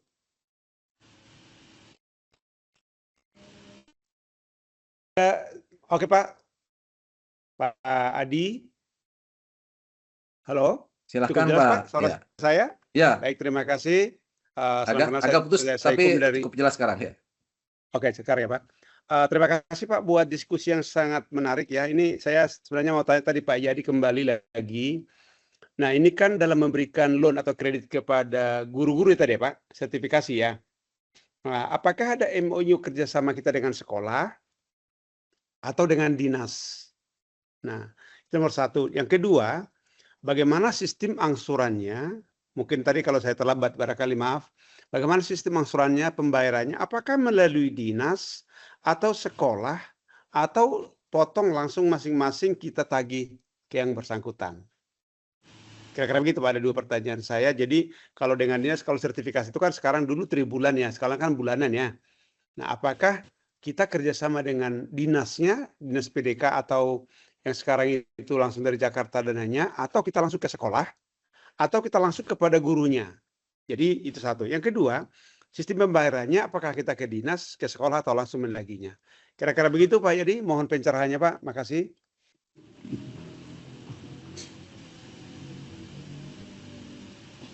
Gimana Pak Adi? Langsung jawab atau lewat Pak Adi dulu? Baik, ya, itu Pak Yadi ya, udah bisa nangkap ya kurang lebih pertanyaannya bagaimana sistem kerjasama penagihan dan pemotongan dananya ya untuk kerja teacher loan lah, sertifikasi lah, Sergur lah ya. Silakan Kang Yadi. Nanti mungkin bisa ditambahkan sama Mas Beril juga ya. Silakan Mas Yadi. Ya, yang pertama Pak, kalau yang saya bagi 2 dulu, kalau yang bukan sertifikasi guru yang berdasarkan gaji dari yayasan atau biasanya swasta ya, itu memang ada kerjasama dulu dengan yayasannya atau sekolahnya. Nah, di situ nanti bendahara akan memotongkan gaji dari masing-masing guru. Contoh lah misalnya dari sekolah itu ada 10 guru, angsurannya 500.000 misalnya, kan 10 orang jadi 5 juta tuh, Pak. Nah, maka total dari 500 kali 10 orang tuh 5 juta itu akan ditransfer langsung secara kolektif sama bendahara ke rekening kami di koperasi, begitu. Nah, tiap instansi kami ada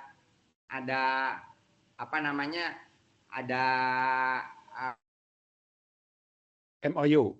Akan kelihatan sekolah ini berapa total outstanding, berapa angsuran dari tiap sekolah gitu. Itu kalau yang sistem potong gaji Pak, tentunya dengan MOU dulu.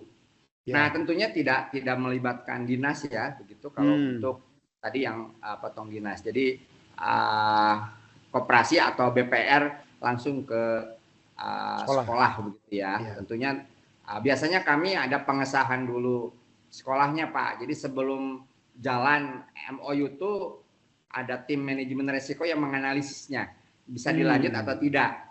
Kalau orang RIS mengatakan oke lanjut, biasanya sampai pemegang BWMP atau BWMK atau BWMP tertentu udah oke. Biasanya dilanjutkan dengan MOU lah begitu ya. Kepala cabang dengan kepala cabang dari BPR atau koperasi dengan pihak sekolah dan bendahara sekolah Pak. Jadi kalau udah MOU ya tinggal lanjut untuk akuisisi anggota pembiayaan. Itu kalau yang sistem potong gaji. Nah, mungkin untuk yang sertifikasi guru di kami tentunya ini juga banyak belajar dari pemain-pemain yang sudah lebih dulu ya. Salah satunya tadi dengan Mas Beril ya.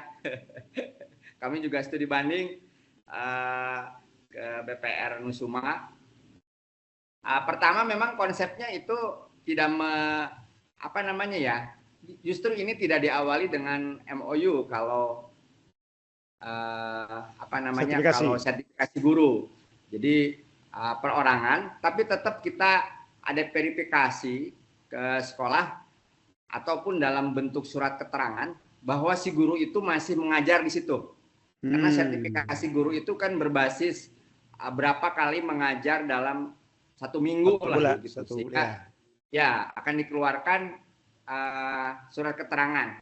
Nah, tentunya syarat-syaratnya sangat detail ya, mungkin nanti bisa dibicarakan, cukup banyak persyaratannya, baik dari sertifikasi guru, ijazahnya, kemudian ada NUPTK, NRG, nomor register guru Pak, untuk menyatakan benar nggak dia punya sertifikasi. Dan tentunya yang paling penting adalah mutasi dari payroll sertifikasi guru. Gitu. Jadi kita menganalisa benar nggak masuk begitu ya. Dan statusnya apakah PNS atau non PNS begitu ya. Kalau PNS kan nominalnya ini mungkin nggak apa-apa lah agak teknis, itu sama dengan gaji pokoknya.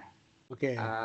Gaji pokok yang tanggal 1 Pak akan sama ya. Kalau golongan 3A mungkin sekitar 2,9 juta sampai 3,1 lah begitu ya. Nah kalau non PNS sekarang rata-rata baik di Kemenag maupun di dinas itu sekitar 2 juta.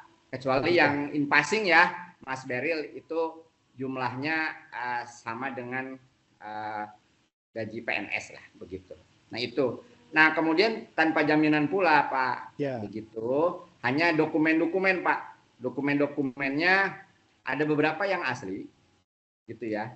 Dan ini yang krusial sebenarnya. ATM sama buku tabungannya dipegang di kita, Pak. Itu yang buku tabungan ya.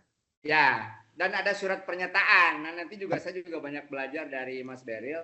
Ada penyerahan ATM juga ya sama PIN ya? Ada di situ ada surat penyerahan secara resmi bahwa kita memang tidak merebut, Pak. Tapi serah terima secara sukarela begitu ya. Gitu. Nah, ini juga apa namanya di situ biasanya ada beberapa surat pernyataan. Karena sekarang kan zaman M-banking juga tuh, Pak. Betul. Bisa saja ditransaksikan via M-banking ya. Nah, itu yang banyak pengalaman. Yang jago tuh memitigasinya Pak Beril juga keren tuh, saya banyak belajar dari beliau. Oh gitu ya, nanti boleh belajar dari Pak Beril ya. Ya, tapi Pak, alhamdulillah karakter guru tuh lebih bagus lah kalau menurut saya ya dibandingkan di ekosistem lain begitu ya. Pertama ada rasa malu kalau bermasalah karena dia kan guru ya, digugu dan ditiru gitu. Jadi gitu Pak. Jadi itu mungkin sementara Pak. Kitanya mungkin bisa diskusi panjang nanti ya. Oke. Kasih. Ya, begitu Pak Adi. Mas Beril mau nambahin, Mas Beril? Ya, Mas Sebelum Beril. lanjut ke pertanyaan Mbak Zita, ya. Siap Pak. Sebenarnya sama ya jawabannya kayak Pak Yadi. ada kita kerjasama langsung sama bank penyalurnya Pak. Itu yang pertama. Tapi itu jarang. Maksudnya apa ya? Tergantung deal-dealannya Pak. Yang paling aman yang paling aman itu. Dan yang kedua kerjasama sama sekolah. Jadi kami tadi Pak yang saya bilang tuh fleksibel Pak. Kita cari solusinya yang penting, tapi nggak saklek sama aturan. Yang penting hati-hati gitu Pak. Terus yang ketiga dari gurunya langsung, bayar dia. Harus bayar langsung. Atau yang keempat yang tadi yang seperti Pak ya disampaikan. Seperti itu Pak.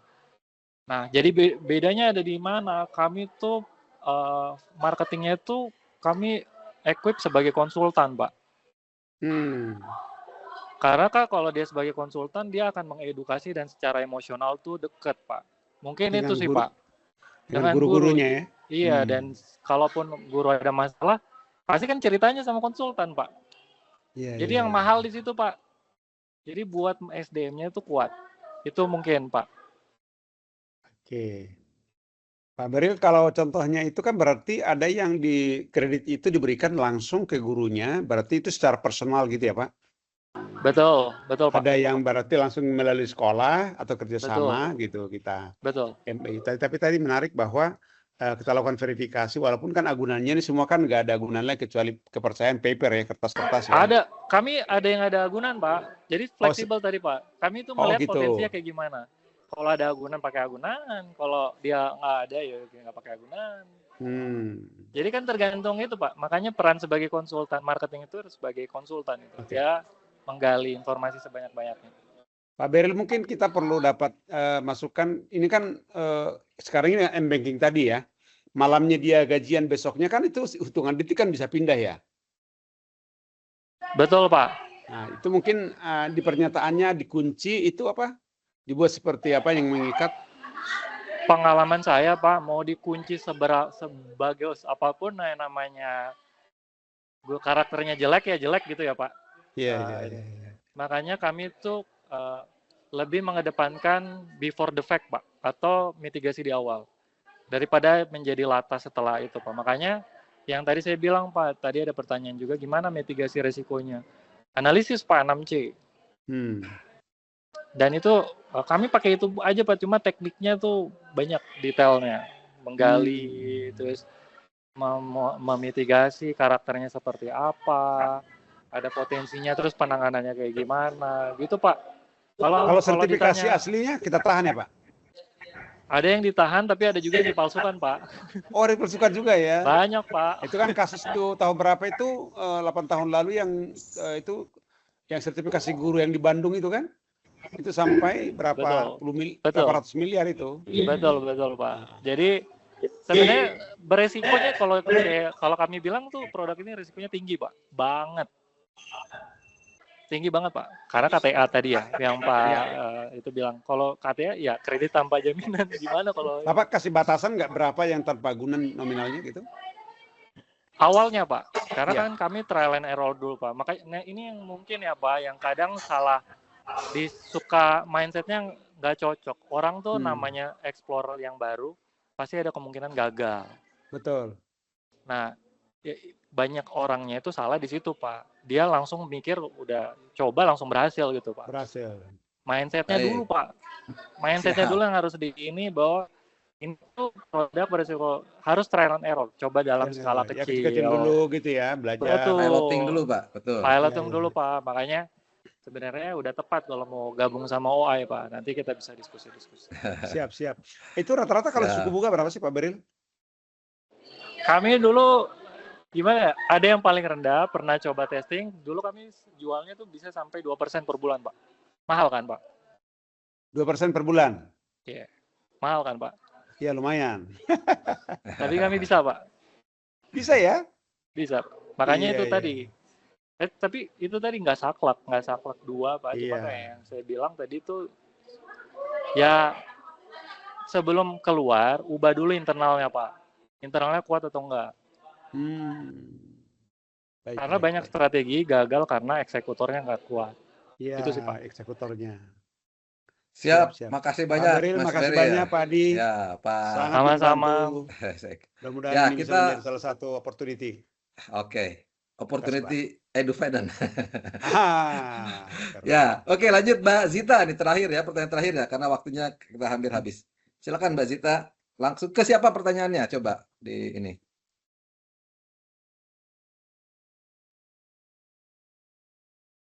Halo Mbak Zita. Halo. Ya silakan Mbak Zita. Halo. Halo. Silakan, sudah kedengar, sudah. Halo. Silakan Mbak Zita, silakan. Pertanyaannya apa? Ya. Oh iya, Bapak. Selamat siang. Terima kasih Bapak Adi. Ini saya lebih nanya untuk ke opportunity internasionalnya ya, di EduFinance-nya. Ya, silakan. Ini Pak, kan untuk yang bagian school improvement kan butuh agunan ya Pak ya. Nah,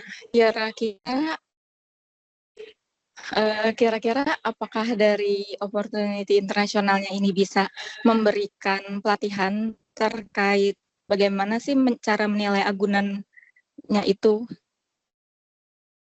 Baik. Halo Pak, Itu apa saya? suara saya terdengar? Ya, terdengar Mbak Zita. Makasih banyak ya. Ya, terima kasih Mbak Zita. Mungkin ada dari Mas Mirwan nih. Mas Mirwan mau share?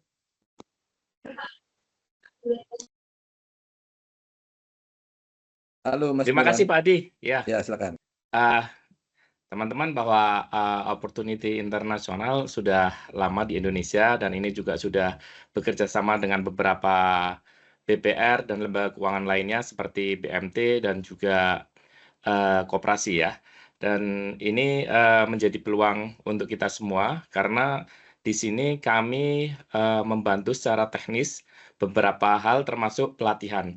Seperti Mas Beril katakan bahwa kami itu lebih ke analisanya. Jadi kami betul-betul melihat bahwa ini peluang tapi juga ada resikonya, maka bagaimana kita bisa memitigasi resiko. Dengan ini kami melihat bahwa sangat dibutuhkan skill atau kemampuan dari account officer. Maka itu kami akan melatih account officer juga pemutus kreditnya atau pemutus pembiayaannya. Untuk itu kami bisa melihat bahwa dengan adanya kerjasama ini, maka kita akan bisa memperkuat SDM kita, terutama di account officer-nya, dan juga kita bisa saling berbagi, sharing-sharing dengan komunitas OI untuk bisa melihat apa ada kesalahan dan apakah ada hal-hal yang perlu diperbaiki. Kami berharap dengan adanya webinar ini, teman-teman bisa mengambil kesempatan untuk join dengan OI, dan juga kami akan melihat, memverifikasi, karena mungkin kalau 1 tahun, 2 tahun ini, tidak semuanya yang ikut webinar ini akan ikut kerjasama. Jadi kami akan lihat bagaimana kesiapannya, dan kedua, kami juga akan melihat apakah ini akan bisa bermanfaat untuk lembaganya. Kami berharap dengan adanya kerjasama ini, teman-teman lembaga keuangan itu bisa menaikkan posisi teman-teman, menaikkan lembaganya, dan juga bisa bermanfaat. Karena ada 2 sisi, yaitu sisi sosial dan komersial. Kami berharap peluang ini bisa dimanfaatkan dengan baik oleh teman-teman sebagai lembaga keuangan. Mungkin itu saja dari kami, Pak Adi. Terima kasih banyak. Oke, terima kasih Pak Mirwan ya, perwakilan dari Imani Consulting yang juga mewakili dari Opportunity International Edu Finance ya. Jadi buat teman-teman semua yang hadir pada kesempatan sore ini, silahkan untuk nanti bisa join ya melalui nomor Pak Lutfi sama Pak Mirwan ya. Nanti saya kasih share di chat room ya. Dan terakhirlah mungkin ya, pesan terakhir nih dari masing-masing 1 menit saja setiap orang dari panelis ini, apa pesan-pesan bagi lembaga keuangan yang ingin masuk ke sektor edu finance ini ya. Silahkan Pak Agus dulu deh, Pak Agus 1 menit saja Pak. Ini tentang apa sarannya kalau mau masuk ke sektor edu finance.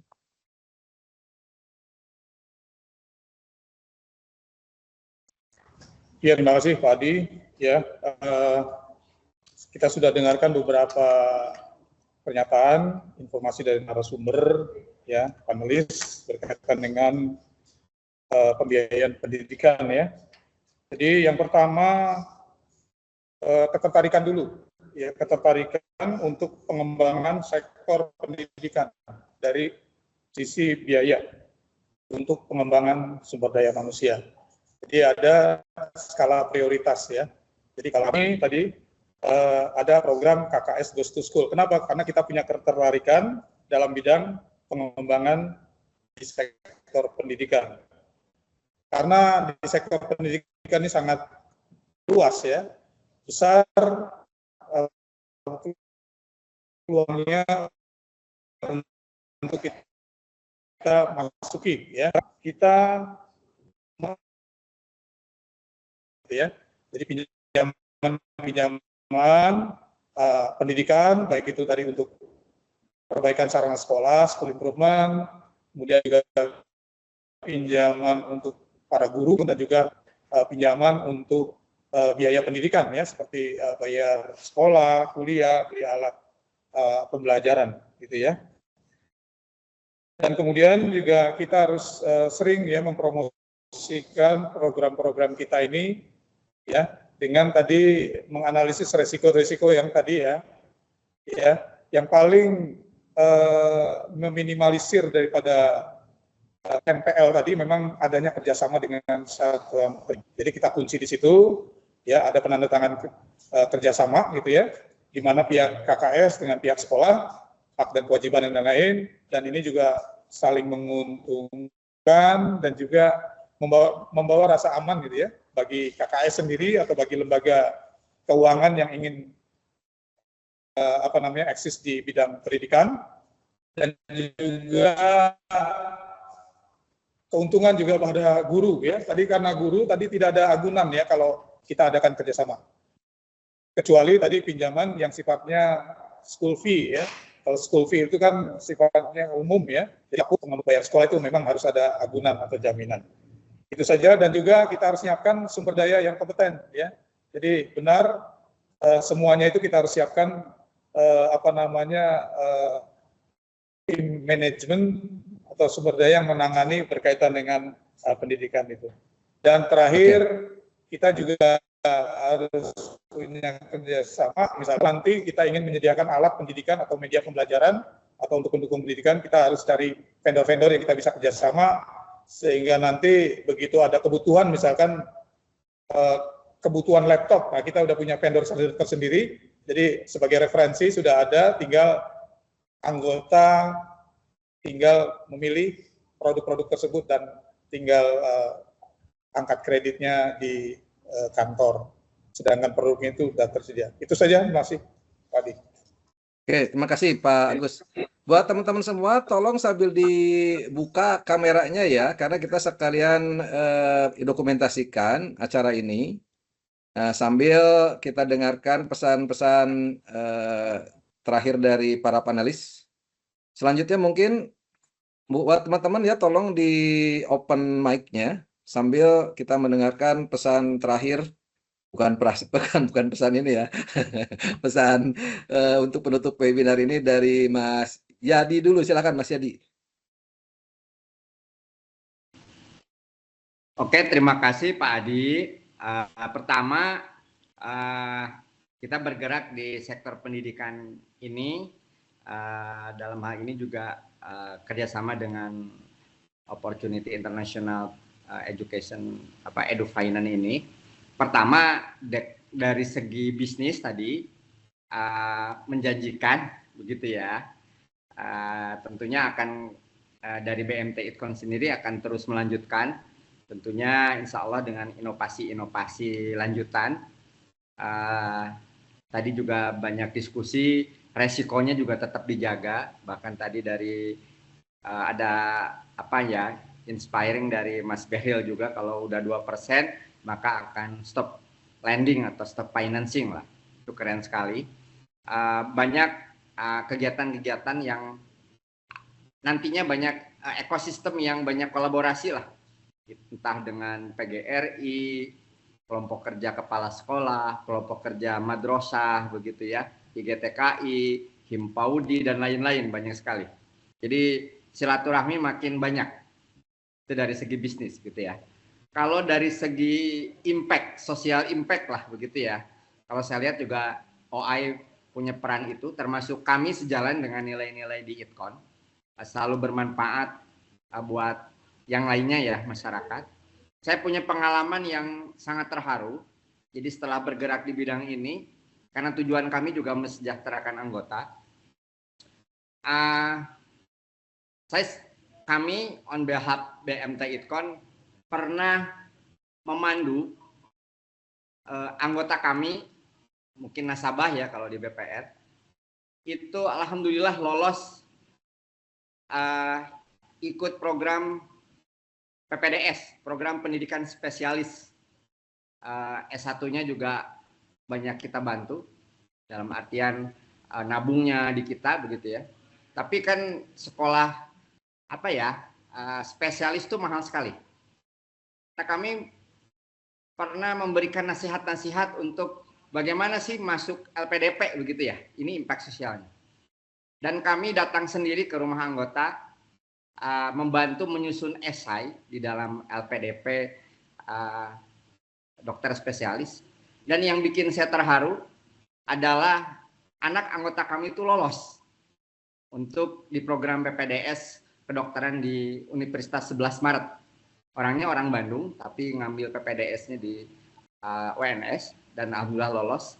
Dan jadi senang ya, jadi secara kami juga, bahwa kami memang bergerak di bidang ini juga impact-nya kemana-mana. Ada impact bisnis, ada social impact.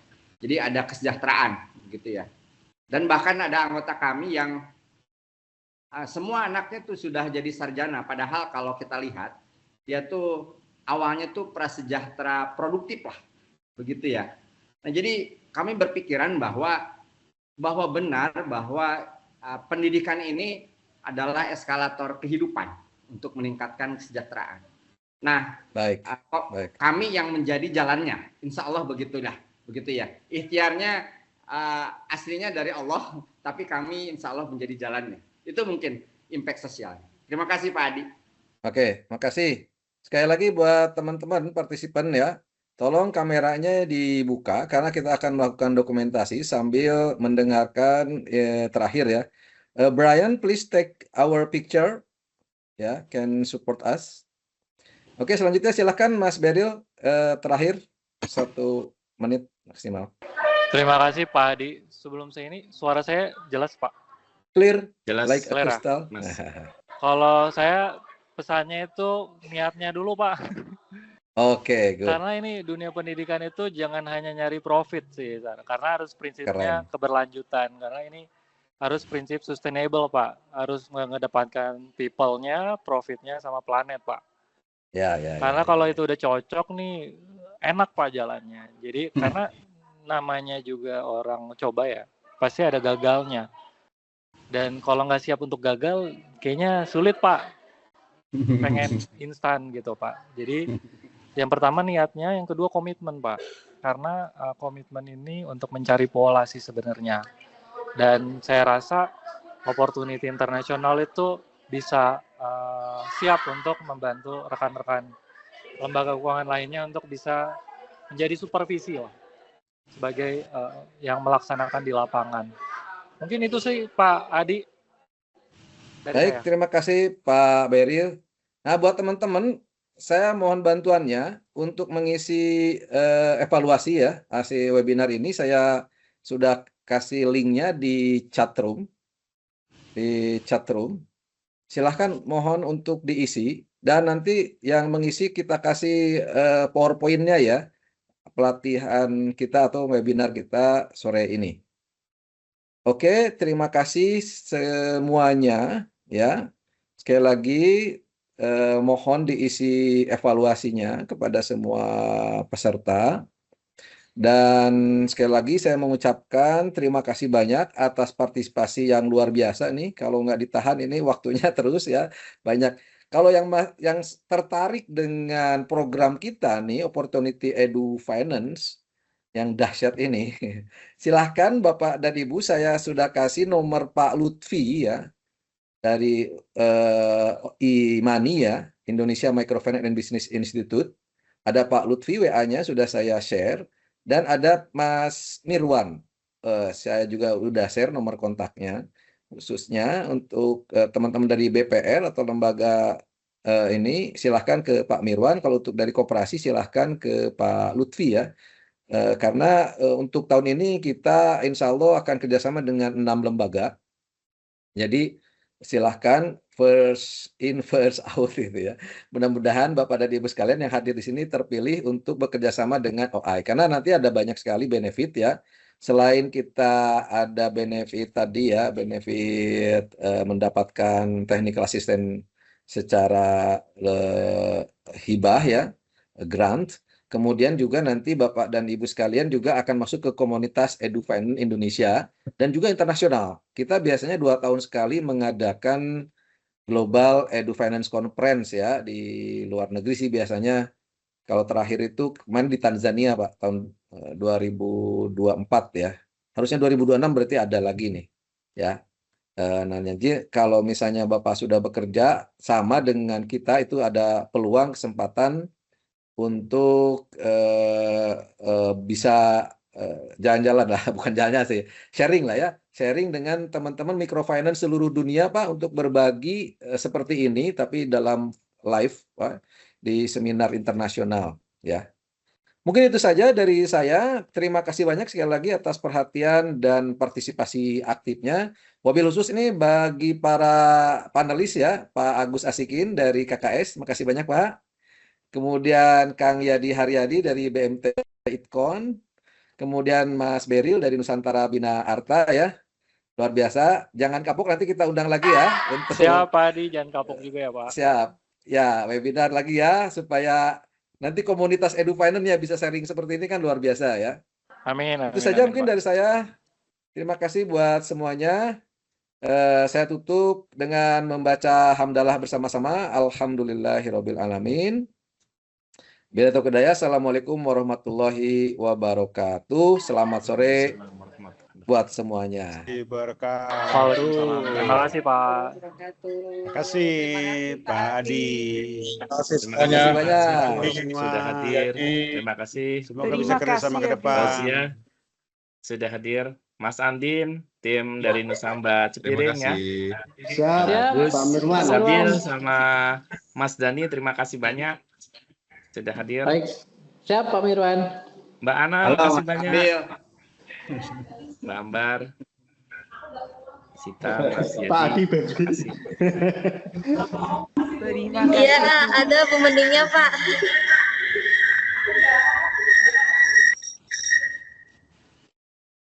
Udah.